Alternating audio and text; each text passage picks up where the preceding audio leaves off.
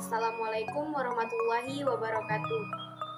Halo, perkenalkan nama saya Aulianina. Saya mahasiswa UIN Raden Patah Palembang dengan NIM 2110602036. Saya dari Prodi Ekonomi Syariah, Fakultas Ekonomi dan Bisnis Islam, dosen pengampu Ibu Ispa Lidian Handayani, SEI MPI, dengan mata kuliah Lembaga Keuangan. Baiklah, di sini saya akan menjelaskan tentang Pegadaian Syariah. Tonton videonya sampai selesai ya. Nah, jadi di sini saya akan membahas tentang Pegadaian Syariah. Produk syariah kini semakin banyak muncul beberapa tahun kemarin. Bahkan Pegadaian pun sudah mengeluarkan produk berbasis syariah.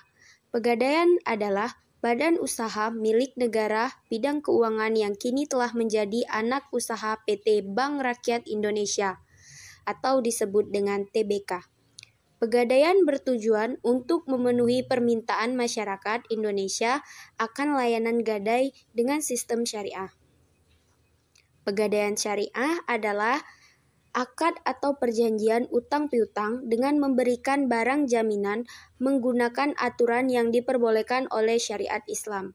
Dan ada istilah rahan dalam ilmu ekonomi syariah. Rahan adalah kata dari bahasa Arab yang artinya tetap, kekal, dan jaminan.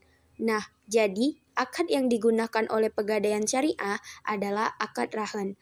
Hal ini sesuai dengan regulasi yang dikeluarkan oleh MUI melalui Fatwa Dewan Syariah Nasional atau disingkat sebagai DSN dengan nomor 25-DSN/MUI-3 Romawi-2002. Nah, kemudian mengapa sih gadai syariah diperbolehkan dalam Islam? Gadai syariah diperbolehkan dalam Islam karena adanya keterangan dalam Al-Quran yang memperbolehkan transaksi utang piutang dengan menggunakan barang jaminan. Dijelaskan di dalam surat Al-Baqarah ayat 283 yang mana artinya, dan jika kamu dalam perjalanan sedang kamu tidak mendapatkan seorang penulis, maka hendaklah ada barang jaminan yang dipegang. Tetapi jika sebagian kamu mempercayai sebagian yang lain, hendaklah yang dipercayai itu menunaikan amanatnya atau utangnya, dan hendaklah dia bertakwa kepada Allah Tuhannya. Dan janganlah kamu menyembunyikan kesaksian, karena barang siapa menyembunyikannya, sesungguhnya hatinya kotor. Allah Maha mengetahui apa yang kamu kerjakan. Jadi, berbekal dari dasar surat Al-Baqarah ayat 283 dan diperkuat lagi oleh beberapa hadis Nabi dan MUI melalui Dewan Syariah Nasional, juga mengeluarkan fatwa terkait gadai syariah. Jadi jelas ya, kalau gadai syariah itu diperbolehkan di dalam Islam. Nah, kemudian apa sih perbedaan pegadaian konvensional dan pegadaian syariah? Jadi, meski masih berasal dari satu badan usaha, ada beberapa perbedaan pegadai syariah dan konvensional. Bahkan di beberapa daerah pegadaian memisahkan unit pegadaian syariah dengan unit pegadaian konvensional agar layanan yang diberikan maksimal. Perbedaan pegadaian syariah dan konvensional, pegadaian syariah tidak melayani produk konvensional, sementara pegadaian konvensional melayani produk syariah. Setelah mengetahui perbedaan pegadaian syariah dan pegadaian konvensional, sekarang kita cari tahu yuk apa saja jenis layanan yang ada di pegadaian syariah.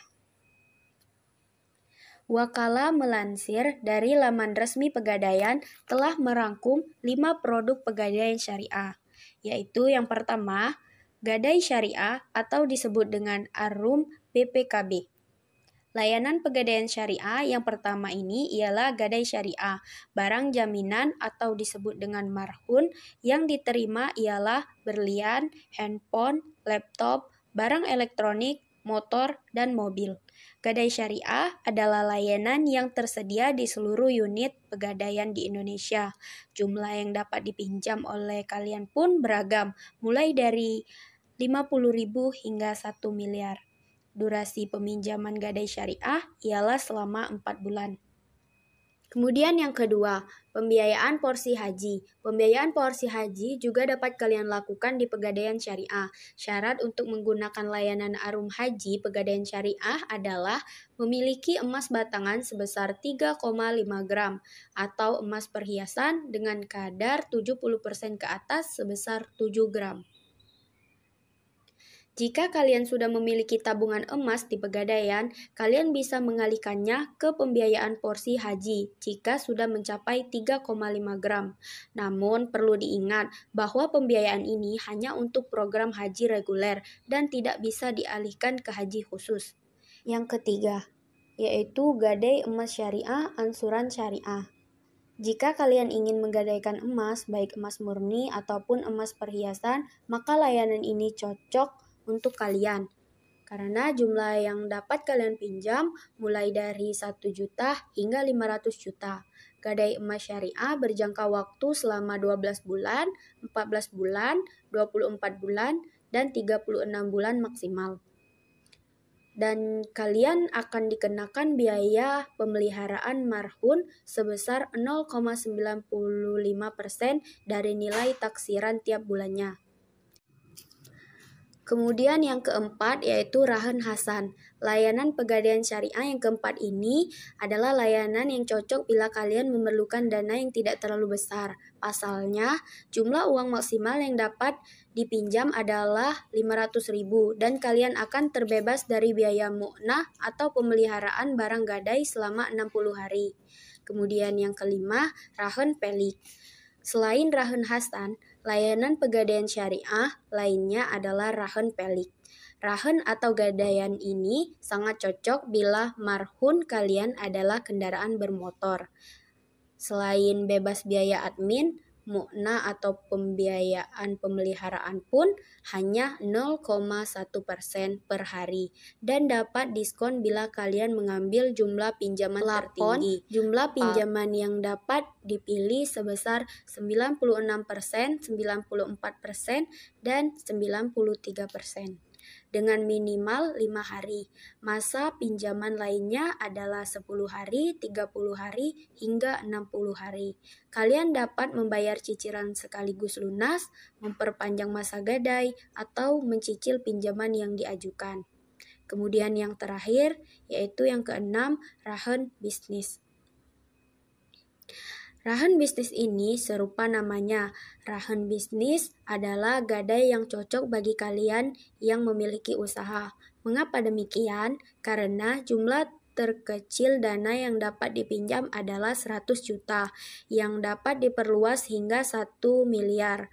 Berbeda dengan Rahan Pelik yang mengenakan biaya pemeliharaan atau mu'nah harian. Rahan bisnis mengenakan mu'nah tiap 10 hari. Marhun atau anggunan yang berlaku hanyalah emas murni atau emas perhiasan. Selain itu, ada lagi mu'nah akad yakni sebesar 100.000. Adapun tujuan Pegadaian Syariah, yaitu yang pertama, membantu orang-orang membutuhkan pinjaman dengan syarat mudah. Yang kedua, untuk masyarakat yang ingin mengetahui barang yang dimilikinya, Pegadaian memberikan jasa taksiran untuk mengetahui nilai barang. Yang ketiga, menyediakan jasa pada masyarakat yang ingin menyimpan barangnya. Yang keempat, menunjang pelaksanaan kebijakan dan program pemerintah di bidang ekonomi dan membangun nasional pada umumnya melalui penyaluran uang pinjaman atas dasar hukum gadai. Dan yang terakhir, yaitu memberikan kredit kepada masyarakat yang mempunyai penghasilan tetap seperti karyawan.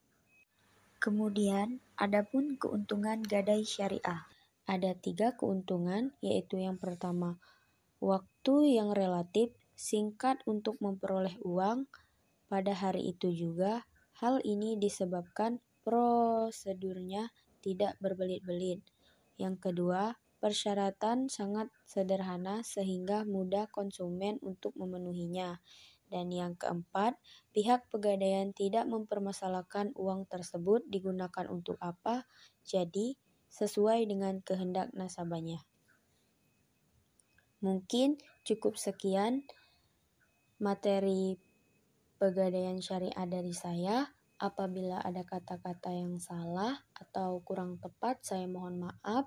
Kepada Allah saya mohon ampun. Saya akhiri. Wassalamualaikum warahmatullahi wabarakatuh.